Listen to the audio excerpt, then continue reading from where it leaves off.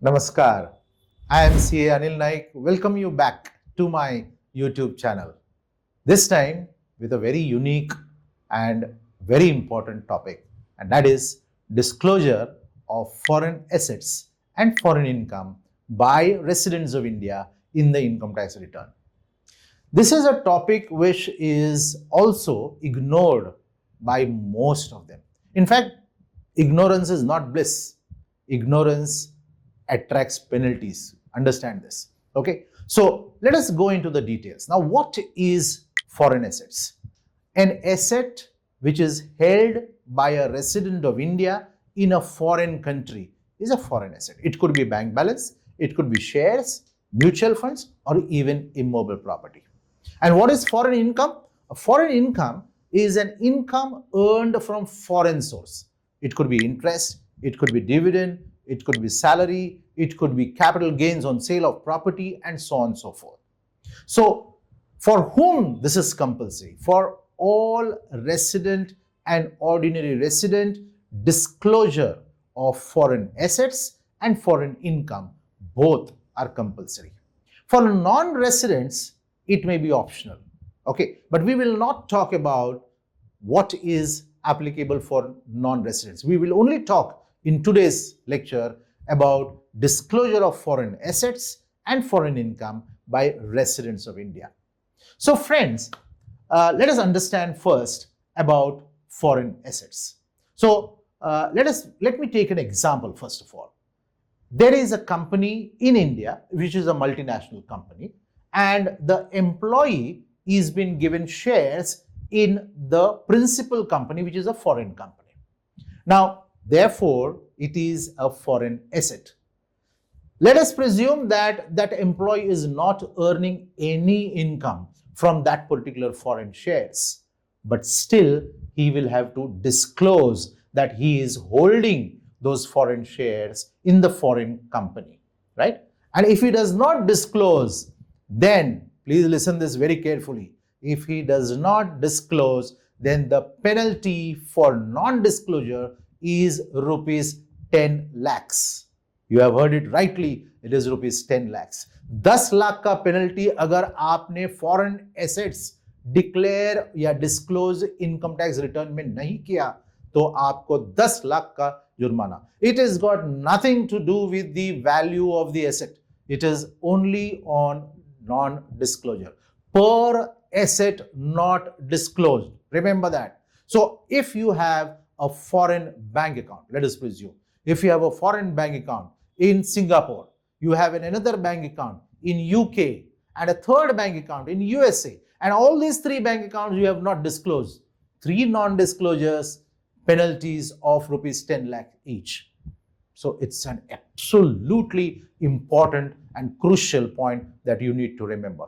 Of course, there is a relief which has been given now, and that is if the value of the asset is not exceeding rupees 20 lakhs, then you are exempt from penalties. आपको penalty नहीं लगाया जाएगा अगर उस asset का value 20 lakh से कम है. But ये asset में immobile property नहीं आता है. So if you do not disclose an immobile property, irrespective of the value of the immobile property, there will be a penalty of rupees 10 lakhs. Fine. So what are the details which you have to disclose? For example, in the case of a bank account, you have to give the details of the bank account number, the name of the bank, the balance as on 31st of March. Now, when it comes to balance as on 31st of March, so let us presume $100 is the balance in the bank as on 31st of March, then you need to convert that into Indian rupees as per the exchange rate as on 31st of March and disclose the same in the income tax return. In addition to all these details, you have to also disclose the peak balance. ये peak balance क्या होता है? Peak balance मतलब पूरे साल में, financial year में, from 1st of April to 31st of March, which was the highest balance? What was that amount that you need to disclose? So balance as on 31st March तो $100 होगा, but पूरे साल में suppose एक दिन $5,000 था, तो वो हो गया $5,000 का peak balance. So that also you need to disclose by converting it into the exchange rate. So this is about the foreign assets disclosure. Now we come to the foreign income. Okay, in the case of the foreign income, you need to disclose the dividend or the interest which has been earned from the foreign country. Now, there could be a TDS in that particular foreign country. That is called as foreign tax credit, FTC. तो वो TDS जो foreign country में deduct किया गया होगा on that interest income, that you can claim it as a credit in India while filing your Indian income tax return.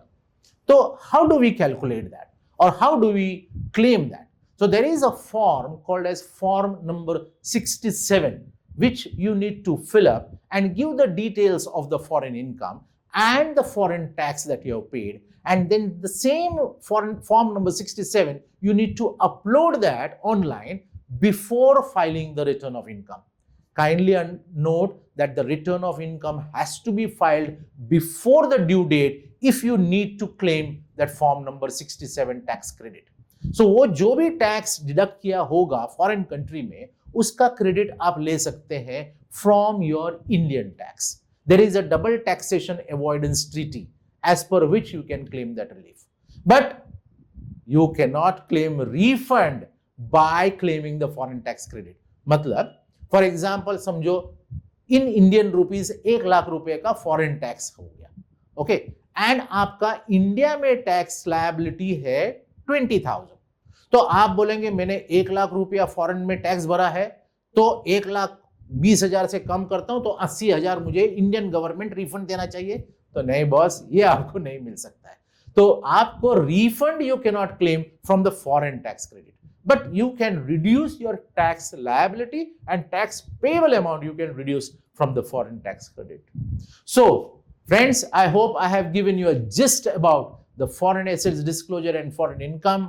Kindly note, this is extremely important and you need to probably, if you are filing the returns of income through a professional, you need to disclose this to the professional, because penalty तो आपको देना पड़ेगा boss, वो professional नहीं देने वाला है अगर उसने disclose नहीं किया तो. So therefore very carefully disclose all these details. So fine, if you have liked this video of mine today, so please do like it and share it with your friends so that they can also get the benefit of my lecture, and please do subscribe to my channel. Thank you very much and Jai Hind.